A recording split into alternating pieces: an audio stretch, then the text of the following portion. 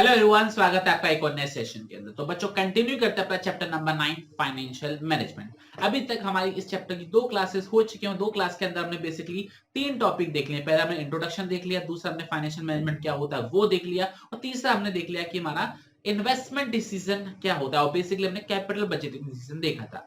Introduction के अंदर हमने बिजनेस फाइनेंस का मतलब देखा था, जो पैसा बिजनेस एक्टिविटीज करने के लिए चाहिए होता है। फाइनेंशियल मैनेजमेंट के अंदर हमने डेफिनेशन देखी थी, ऑप्टिमल प्रोक्योरमेंट, उसको सही जगह यूज करना। फिर हमने इसका देखा था रोल में 5 पॉइंट थे, और बैलेंस शीट आपको याद हो तो आपको अच्छे से क्लियर हो जाएगा। फिक्स असेट में कितना पैसा लगना है, करंट एसेट में कितना पैसा लगना है, लॉन्ग टर्म कितना, शॉर्ट टर्म कितना, लॉन्ग टर्म में अपना कितना, पराया कितना, और आपका बेसिकली लास्ट पॉइंट P&L का। फिर हमने ऑब्जेक्टिव देखा था। ऑब्जेक्टिव बड़ा ही सिंपल सा है कि आपको शेयर होल्डर्स की वैल्यू को मैक्सिमाइज करना है। तो ये था हमारा बेसिक सा इंट्रोडक्शन, पहली क्लास का रिवीजन। दूसरी क्लास के अंदर हमने देखा था फाइनेंशियल डिसीजंस के बारे में। फाइनेंशियल डिसीजन 3 टाइप के होते हैं आपके। पहला होता है आपका इन्वेस्टमेंट डिसीजन, दूसरा होता है आपका फाइनेंसिंग डिसीजन, तीसरा होता है आपका डिविडेंड डिसीजन। फाइनेंसिंग का मतलब होता है कहां से पैसा लाना है, ओनर्स का या फिर डेट का, मतलब बोरोड फंड का। इन्वेस्टमेंट के अंदर लॉन्ग टर्म में कितना लगाना है, शॉर्ट टर्म में कितना लगाना है। और डिविडेंड के अंदर हमने क्या देखा था, डिविडेंड को डिस्ट्रीब्यूट करना है या फिर रिटेन करके रखना है। फिर हमने देखा इन्वेस्टमेंट डिसीजन के बारे में। इन्वेस्टमेंट डिसीजन 2 तरीके के होते हैं, लॉन्ग टर्म जिसको हम कैपिटल बजट डिसीजन भी बोलते हैं, और शॉर्ट टर्म मतलब जिसको हम वर्किंग कैपिटल डिसीजन भी बोलते हैं। लॉन्ग टर्म डिसीजन लेना इंपॉर्टेंट क्यों होता है, इसके हमने 4 पॉइंट्स पढ़े थे। पहला पॉइंट क्या देखा था, ये बिजनेस की अर्निंग कैपेसिटी को इफेक्ट करता है। दूसरा, इसमें बहुत ज्यादा पैसा इन्वॉल्व होता है। तीसरा, ये बहुत ज्यादा रिस्की होता है। चौथा, ये इरिवर्सिबल होता है, आप इसको रिवर्स करने की कोशिश करते हो तो आपको बहुत ज्यादा खर्चा पड़ सकता है। फिर इसके बाद हमने देखा था कि शॉर्ट टर्म जो होते हैं वो बेसिकली आपकी वर्किंग कैपिटल होती है, जो आपकी डे टू डे वर्किंग को इफेक्ट करती है। फिर हमने इसके अंदर देखा था बेसिकली कैपिटल बजटिंग डिसीजंस को, कौन कौन से ऐसे फैक्टर्स हैं जो इफेक्ट करते हैं। मतलब जब आप लॉन्ग टर्म डिसीजन लेते हो, लॉन्ग टर्म इन्वेस्टमेंट का डिसीजन लेते हो, तो कौन कौन सी बातें आपको ध्यान में रखनी पड़ती है। इसके अंदर हमने 3 पॉइंट देखे थे, और तीनों पॉइंट को याद करने का एक सिंपल सा तरीका बताऊं, CCR। आई रिपीट, क्या, RCC या फिर CCR। RCC करके याद कर लेते हैं, RCC, RCC, RCC। आर का मतलब है रेट ऑफ रिटर्न। तो किसमें पैसा आप इन्वेस्ट करोगे जिसमें ज्यादा रेट ऑफ रिटर्न मिल रहा है। सिंपल सा इतना ही कंक्लूजन है। दूसरा, कैश फ्लो। जब भी आप कोई इन्वेस्टमेंट करते हो लॉन्ग टर्म के लिए, तो आप चाहते हो कि उससे कुछ पैसा आएगा या कुछ पैसा जाएगा। ऑब्वियसली बात है, कुछ कैश इनफ्लो होगा, कुछ कैश आउटफ्लो होगा। तो you have to carefully analyse the cash inflows as well as cash outflows before taking any decision. ठीक है। और तीसरा जो हमारा पॉइंट है वो क्या है, क्राइटेरिया। इसका मैंने आपको एग्जांपल दिया था, शादी का रिश्ता। हम हर एक चीज को परखते हैं, ठीक है ना। तो वैसे इन्वेस्टमेंट के भी अंदर हम हर एक चीज को परखते हैं, कितना पैसा इन्वॉल्व होने वाला है, कैश फ्लोस कितने होंगे, रिटर्न कितना आएगा, इंटरेस्ट रेट कितना आएगा, लाइफ ऑफ द प्रोजेक्ट कितनी है। तो ये सारी चीजें इसके अंदर हम देखते हैं। तो याद करने का तरीका क्या है, RCC, rate of return cash flow criteria, rate of return cash flow criteria, rate of return cash flow criteria. I hope आपको याद हो गया होगा। तो चलिए बच्चों, अब आते हैं अपने दूसरे डिसीजन की ओर। और दूसरा डिसीजन क्या है, जरा इस पॉइंट पर आएंगे। दूसरा जो डिसीजन है वो हमारा फाइनेंसिंग डिसीजन। तो कहने का मतलब है, आज हम अपना 4th टॉपिक करने वाले इस पर्टिकुलर चैप्टर का फाइनेंशियल डिसीजन, वो भी किस चीज का, फाइनेंसिंग का। तो चलिए बच्चों, आते हैं अपने इस पर्टिकुलर टॉपिक के ऊपर। ये आ गया हमारा टॉपिक फाइनेंसिंग डिसीजन। और ध्यान रखना, फाइनेंसिंग डिसीजन क्या बोलता है कि लॉन्ग टर्म में पैसा आप कहां से लेकर आ रहे हो। आई रिपीट, लॉन्ग टर्म में आप पैसा कहां से लेकर आ रहे हो, ये आपका फाइनेंसिंग डिसीजन होता है। अगर आपको हमारा डायग्राम याद हो जिसके अंदर मैंने बताया था, जब बिजनेस हम स्टार्ट करते हैं या रन करते हैं, तो शेयर से पैसा आता है, डिबेंचर से पैसा आता है, लोन से पैसा आता है। तो आपको ये स्पेसिफाई करना है कि लॉन्ग टर्म से पैसा कहां कहां से ला रहे हो। इक्विटी का पैसा ला रहे हो, डिबेंचर का पैसा लेकर आ रहे हो, बैंक लोन से पैसा लेकर आ रहे हो, पब्लिक डिपॉजिट से लेकर आ रहे हो, कहां से ला रहे हो, ये डिसीजन लेना फाइनेंसिंग डिसीजन कहलाता है। चलिए अब रीड करते हैं, क्या लिखा हुआ है, this decision is about quantum of finance, मतलब कितना पैसा, quantity of finance to be raised from, I repeat, क्या लिखा हुआ है, to be raised from various long term sources. ठीक है, ये चीज क्लियर हो गया, various long term sources, most importantly long term. Clear, okay, कोई डाउट। और लॉन्ग टर्म में भी बेसिकली आपके पास 2 सोर्सेस होते हैं, एक होता है आपका खुद का पैसा या फिर उधार का पैसा। अगर आप भी बिजनेस स्टार्ट करोगे तो क्या करोगे, या तो खुद का पैसा लगाओगे या फिर किसी से उधार पैसा लेके बिजनेस स्टार्ट करोगे। तो वही चीज यहां पर है, the main source of funds for the firm are, या तो शेयर होल्डर्स फंड होगा या फिर आपका बोरोड फंड होगा। क्या ये चीज आपको क्लियर है। शेयर होल्डर्स फंड का मतलब क्या होता है, या तो आपकी इक्विटी होगी ठीक है ना, या फिर आपकी रिटेन्ड अर्निंग होगी। रिटेन्ड अर्निंग का मतलब क्या होता है, जो पैसा प्रॉफिट के तौर पर आपने बचा के रखा हुआ था, डिस्ट्रीब्यूट नहीं किया था, ये भी तो ओनर का ही पैसा है। तो ये आपका बेसिकली क्या होता है, शेयर होल्डर्स फंड होता है। तो वही लिखा हुआ है, share holder fund refers to equity capital and retained earning. और बोरोड फंड के बारे में क्या दे रखा है, debentures, other form of debt like bank loan. Clear, कोई डाउट? तो बेसिकली आपको ये बताना है फाइनेंशियल डिसीजन के अंदर कि लॉन्ग टर्म में पैसा कहां से आएगा। अपना पैसा मतलब शेयर होल्डर्स फंड या फिर ओनर्स फंड या फिर बोरोड फंड। क्लियर, कोई डाउट? ओके। अब जो पढ़ने वाले हैं वो हम पढ़ने वाले हैं ऐसे कौन कौन से ऐसे फैक्टर्स हैं जो हमको ध्यान में रखने चाहिए while taking financing decision। I repeat, while taking financing decision. तो सबसे पहला पॉइंट जो आ रहा है वो आ रहा है आपका कॉस्ट। कॉस्ट का मतलब यहाँ पर क्या है, कॉस्ट का यहाँ पर मतलब है कि पैसा लाने में खर्चा, मतलब पैसे को आप पैसा यूज कर रहे हो तो ऑब्वियस सी बात है इन रिटर्न कुछ तो जाएगा ना। अगर आप लोन लेकर आते हो तो आपको इंटरेस्ट पे करना पड़ेगा, बिल्कुल करना पड़ेगा। आप इक्विटी का पैसा लेकर आ रहे हो तो आपको प्रॉफिट देना पड़ेगा, बिल्कुल देना पड़ेगा। मतलब बदले में वो कुछ तो चाहेंगे ना आपसे, बिल्कुल चाहेंगे। तो वो खर्चा जिसमें कम पड़ रहा है कंपनी उस चीज को चूज करेगी। अगर आपको लगता है इंटरेस्ट रेट सस्ता है तो आप लोन लो। अगर आपको लगता है कि ओनर्स का पैसा, शेयर होल्डर से पैसा लेना आपको ज्यादा सस्ता पड़ रहा है तो आप वो लो। क्लियर? तो which ever the cheapest source, आप वहां से पैसे लेने की कोशिश करोगे। क्या आपको ये पॉइंट क्लियर हो गया अच्छे से? चलिए एक बार इसको रीड कर लेते हैं। क्या लिखा हुआ है, the cost of raising funds from different sources are different. A prudent financial manager would normally opt for a source of finance which is cheapest. Clear? Example के तौर पर आप पब्लिक से लोन ले रहे हो 10% में, बैंक से लोन लोगे 12% में, तो किससे आप लोन लेना पसंद करोगे? पब्लिक से, क्योंकि पब्लिक 10% को देने पर राजी, आप बैंक से नहीं लोगे, बैंक 12% देने को राजी है। क्लियर? क्लियर, कोई डाउट? यहाँ पर इंटरेस्ट पे करने की बात हो रही है, ठीक है ना। आप कहीं से पैसा लेकर आते हो तो बदले में आपको पे करना पड़ता है। और इक्विटी शेयर होल्डर तो प्रॉफिट मांगते हो, तो इंटरेस्ट भी नहीं मांगते हो, तो प्रॉफिट मांगते हैं, तो प्रॉफिट तो पूरा ही हो जाता है। तो नॉर्मली डेट को सस्ता सोर्स माना जाता है नॉर्मली। क्लियर? ओके। दूसरा पॉइंट आपको क्या दे रखा है, रिस्क। अब कहीं से भी पैसा लेकर आते हो उसमें रिस्क होता है। अगर आप लोन से पैसा लेकर आते हो तो रिस्क क्या है, बिजनेस चला नहीं चला, लोन का रिपेमेंट होगा, इंटरेस्ट का रिपेमेंट होगा। और फाइनेंशियल जो इक्विटी शेयर होल्डर की रिस्क कौन सा है, बिजनेस नहीं चला तो हम उनको दे पाएंगे नहीं दे पाएंगे, उनका ही पैसा डूब जाएगा। तो रिस्क क्या है, पैसा हम रीपे कर पाएंगे नहीं कर पाएंगे, प्रॉफिट हम दे पाएंगे नहीं दे पाएंगे, इंटरेस्ट हम दे पाएंगे नहीं दे पाएंगे, बिजनेस चलेगा कि नहीं चलेगा। तो आप कौन सा सोर्स प्रेफर करोगे, जिसमें रिस्क ज्यादा है या जिसमें रिस्क कम है? बताओ कौन से रिस्क को प्रेफर करोगे, जिसमें रिस्क कम है। क्या ये चीज क्लियर हो गया? तो नॉर्मली इक्विटी शेयर होल्डर्स में रिस्क कम होता है नॉर्मली। कैसे? क्योंकि आपका बिजनेस नहीं चला तो ओनर्स ये नहीं बोलेंगे प्रॉफिट दो, आप क्या बोलोगे, प्रॉफिट होगा तो देंगे ना, आप तो मालिक हो। मालिक क्या बोलता, प्रॉफिट होगा तो ले जाओगे, नहीं होगा तो रखोगे, काम करोगे। लेकिन उधार देने वाला नहीं देखता कि आपका बिजनेस चल रहा है कि नहीं चल रहा, उसको ब्याज चाहिए, उसको टाइमली रीपेमेंट चाहिए। तो equity is preferably less risky. Clear? Cost wise अगर देखें तो डेट सस्ता पड़ता है, रिस्क वाइज देखें तो इक्विटी लेस रिस्की पड़ती है। क्लियर? ओके। थर्ड पॉइंट क्या दे रखा है, फ्लोटेशन कॉस्ट। अब ये पहले फ्लोटेशन का मतलब समझते हैं फिर कॉस्ट का मतलब समझते हैं। फ्लोटेशन का मतलब होता है पैसा मार्केट से उठाना। Raising of funds is known as flotation. लिख लो, कहीं पर डेफिनेशन लिख लो, raising of fund from market is known as flotation. तो फ्लोटेशन कॉस्ट क्या हो जाएगी, cost of raising funds from market. ठीक है, cost of raising funds from market. Example के तौर पे आप इक्विटी शेयर्स इशू कर रहे हो, ठीक है, आप क्या छत पे खड़े होकर चिल्लाओगे भैया पैसा दे दो, आपको बिजनेस चालू करना है? बताओ, छत पे खड़े होकर चिल्लाओगे? नहीं चिल्लाओगे। आप क्या कराओगे, एडवर्टाइजमेंट कराओगे। कराओगे नहीं कराओगे? खर्चा होगा कि नहीं होगा? बिल्कुल खर्चा होगा। आप एक्सपर्ट्स को हायर करोगे, वो आपको अपनी सर्विसेज देंगे, तो खर्चा होगा कि नहीं होगा? बिल्कुल होगा। यही आप अगर बैंक से लोन लेने जाओ तो क्या आपको छत पे खड़े होकर चिल्लाने की जरूरत है? आपको क्या एडवर्टाइजमेंट करने की जरूरत है? क्या आपको भारी भरकम एक्सपर्ट्स को हायर करने की जरूरत है? जरूरत नहीं है। तो आप नॉर्मली कौन सा सोर्स प्रेफर करोगे जिसमें फ्लोटेशन कॉस्ट ज्यादा है या कम है? बताओ। जिसमें कम है। तो एज पर योर प्रेफरेंस, जो भी आपको कॉस्ट कम लगती है, जो भी आपके सामने ऑप्शंस होंगे और उसमें आपको कॉस्ट कम लगेगी, आप वो ऑप्शन चुनोगे। क्या आपको ये पॉइंट क्लियर हो गया?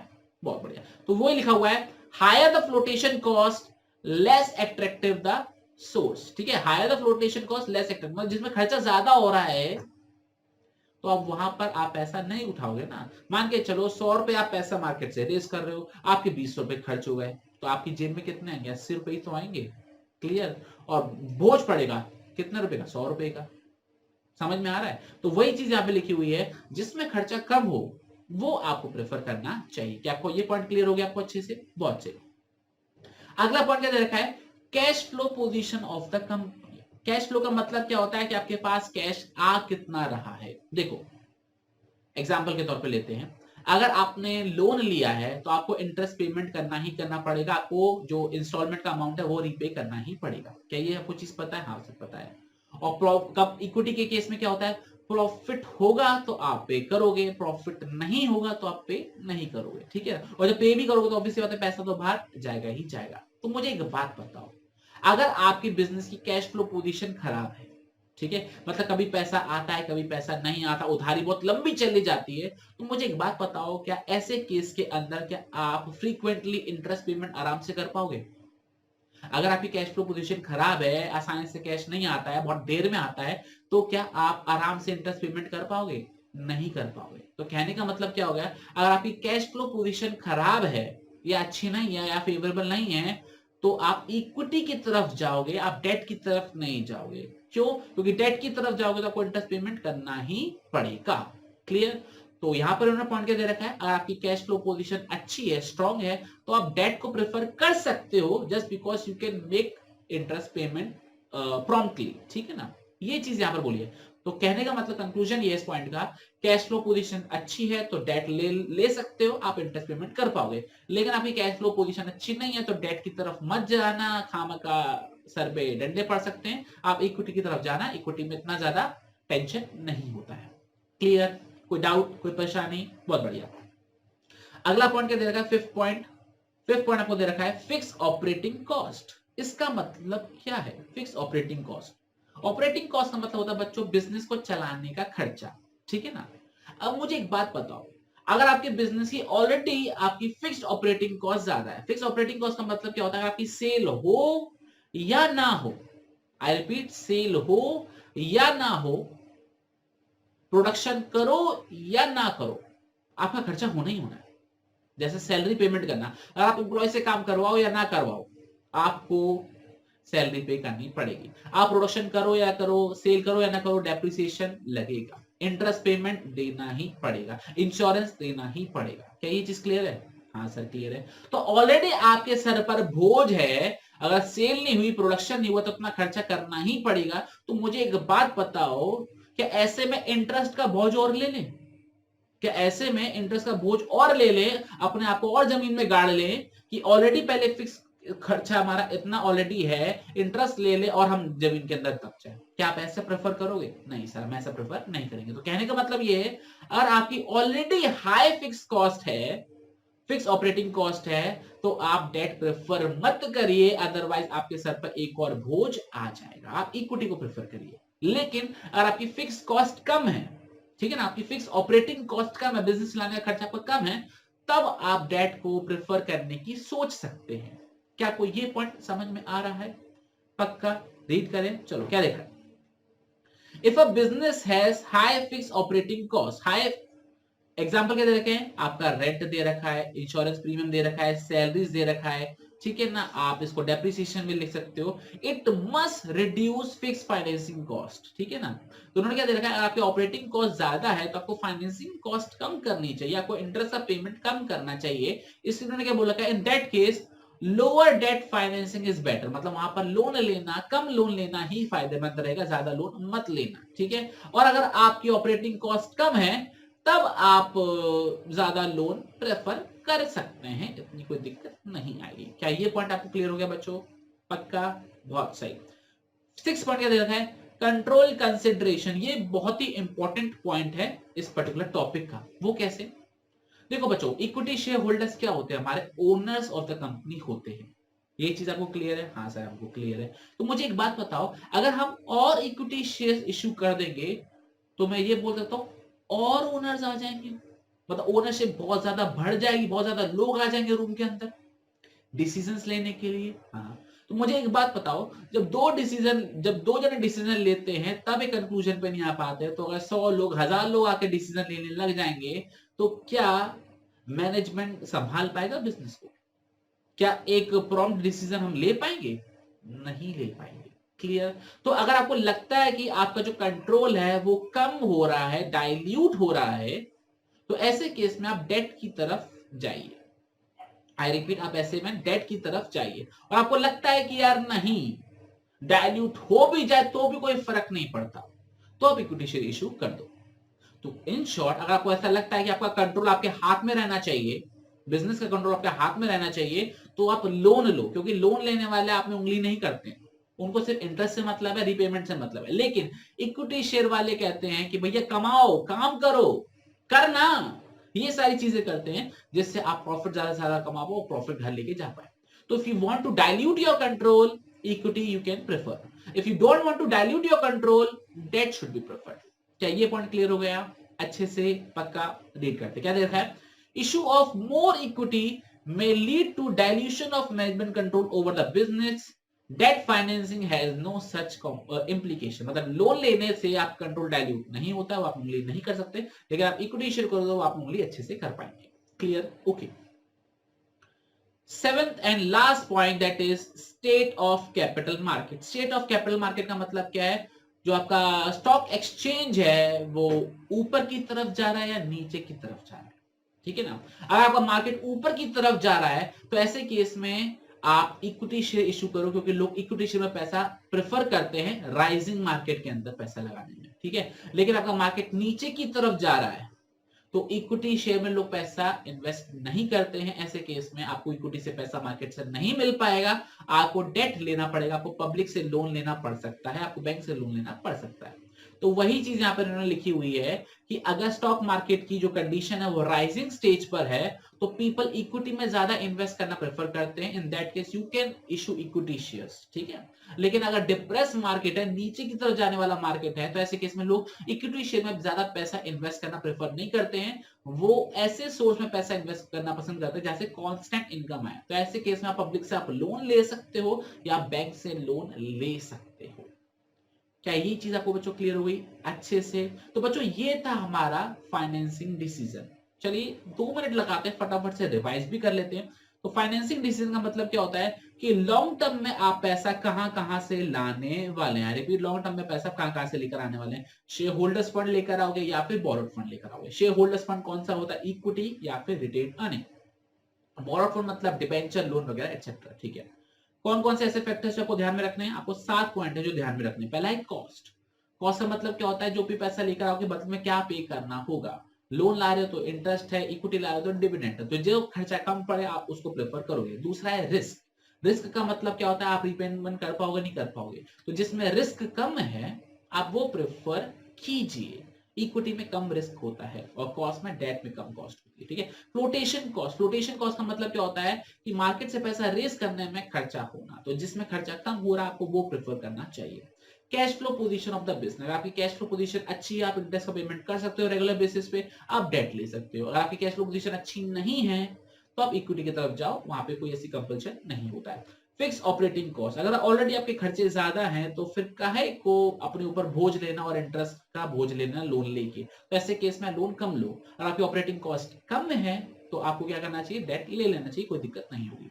Control consideration. आपको लगता है कि आपका कंट्रोल ना जाए तो आप लोन लो, आप चाहते हो कंट्रोल चले भी जाए तो भी कोई फर्क नहीं पड़ता तो आप इक्विटी शेयर इशू कर सकते हो।